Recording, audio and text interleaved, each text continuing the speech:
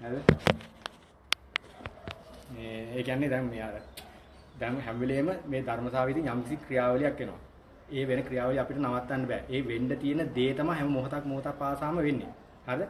මේ වෙන්න තියෙන දේ අපි කරන්නේ අපිට ඕන විදිහට අපි ඒක අල්ලගෙන අපි ඒ කැමැත්ත විදිහට කරන්න යනවා. ඒ කරන්න යන හින්දා තමයි මේ විහිස තරහ යන්නේ මානසික පීඩන මේ සියලු ආතතියන්ට සියලු දේ මේ භවයට සැකසියකසි යන්න හේතුවත් ඕකම තමයි. මේ සසරට අහු වෙන්න හේතුව. දැන් ඒකට උදාහරණ තමයි දැන් මේ හුස්ම රැල්ල අතන ගත්තොත් එහෙනම් අපි හිතලා හුස්ම ගන්නව නෙමෙයි. ඒකත් මේ ධර්මසාවිතින් ඒ වෙන ක්‍රියාවලිය ඔටෝ වෙන ක්‍රියාවලිය.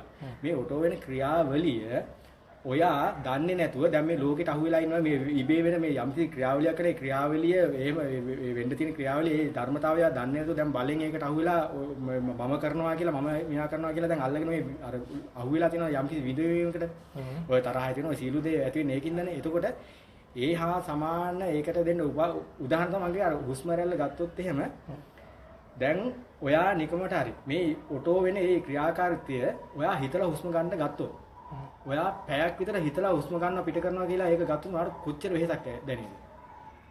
පැයක් කරන්න පුළුවන් මේක. විනාඩි 5ක් 10ක්. ඔයාලට විනාඩි 5ක් 10ක් ඇද්දි මාර වෙහෙසක් එයි. මේ මාස මාර වෙහෙසක් වෙන්නේ ඇයි? ඔයා හිතලා කරන්නේ නැහැ. හිතලා කරන්නේ යන හින්දා නේද මේ මානසික පීඩන ඔක්කොටම මුල ඒක නේද?